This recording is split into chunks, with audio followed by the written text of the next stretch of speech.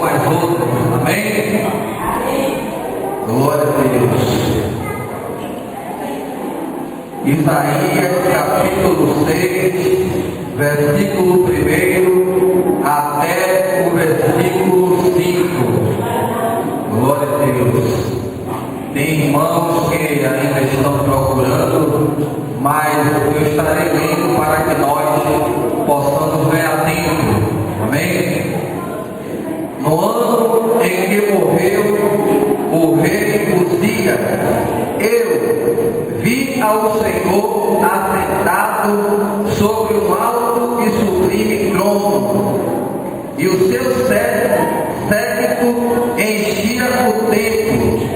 Os serafins estavam acima dele, cada um tinha 6 asas, com 2 cobria o rosto, e com 2 cobria os pés, e com 2 voavam, e clamavam uns para os outros, dizendo: Santo, Santo, Santo é o Senhor dos exércitos, toda a terra está cheia da sua glória.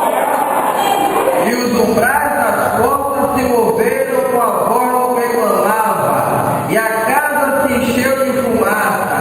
Então disse eu: ai de mim, que eu vou perecendo, porque eu sou um homem de lábios e habito no meio de um povo de impuros, e os meus olhos viram o Rei, o Senhor dos exércitos.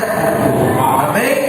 Soberano Deus e eterno Pai, que o Senhor continue tomando, meu Deus, a direção desse trabalho, desta obra, e que o teu nome continue sendo glorificado nesse lugar, Senhor, porque tudo que fazemos é para a glória e louvor do teu santo nome. Amém. Poder aceitar aqui. Glória a Deus. O nosso irmão Celina estará adorando ao Senhor com o hino, para que nós venhamos tirar isso das ofertas. Amém? Glória a Deus. Aleluia, graças a Deus, glória a Deus.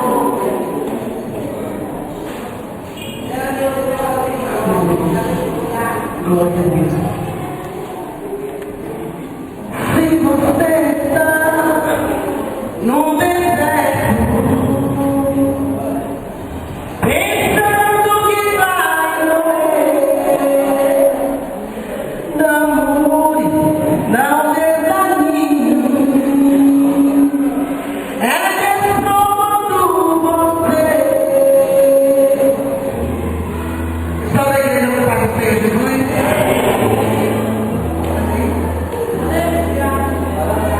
Aleluia. No deserto ele vai,